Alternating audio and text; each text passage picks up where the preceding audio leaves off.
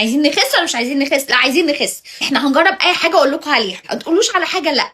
النهارده مختلف تماما، مش هنسلق بيض، مش هنحط بيض في الكابوتشي. تعالى اقول لكم النهارده هنفطر ايه. برضو بيض يعني بس بطريقه مختلفه. كوسه هنبشرها. ما تقوليليش ما بحبش الكوسه، ما اسمعش كلمه ما بحبش الكوسه. هنجربها، مش هيبان طعمها خالص.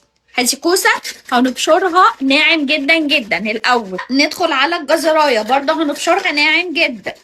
نحط فيها حته زبده صغيره جدا، مش هنكتر الزبده خالص. الكوسه والجزر اللي احنا بشرناهم انا عصرتهم ونقلتهم من طبق لطبق. خلاص اروح جايباهم بعد ما الزبده تسيح، اروح عاملاهم كده.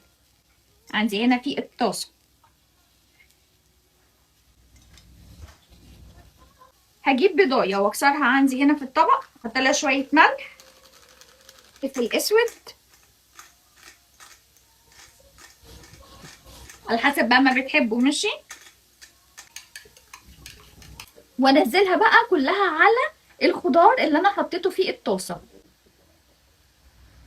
وزعته على قدها بالظبط. وعشان انا بحب الشطه جدا فهرش رشه شطه. طبعا انتوا تقدروا ما تحطوش.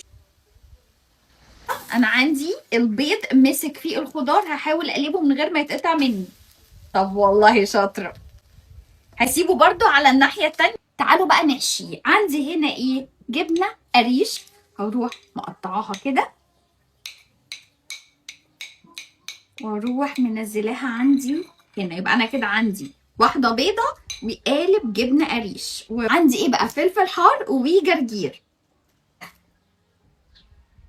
فلفل حامي ممكن نستبدله برومي طبعا. طماطمايه،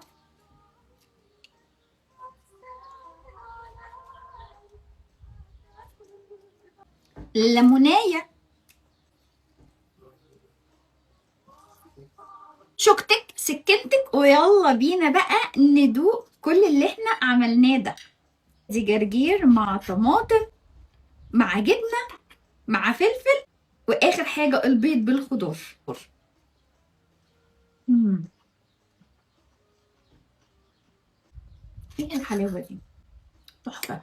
تعالي قولي لي بقى بعد ما تعملي الاكله الجامده دي في الفطار هتجوعي امتى؟ مش قبل من 8 ل 10 ساعات. ده ان جوعتي. انا الاكله دي احيانا بتقفل معايا بالليل جدا، اللي هو ببقى نفسي اكل بس مفيش، انا شبعانه شبع غير عادي. ليه؟ لانها زي ما انتم شايفين كده مليانه الياف، مليانه خضار، مليانه بروتين. هتسد معانا جدا وهتشبعنا جدا وهتدينا كل احتياجات جسمنا. اهم حاجه ما تنسوش الميه.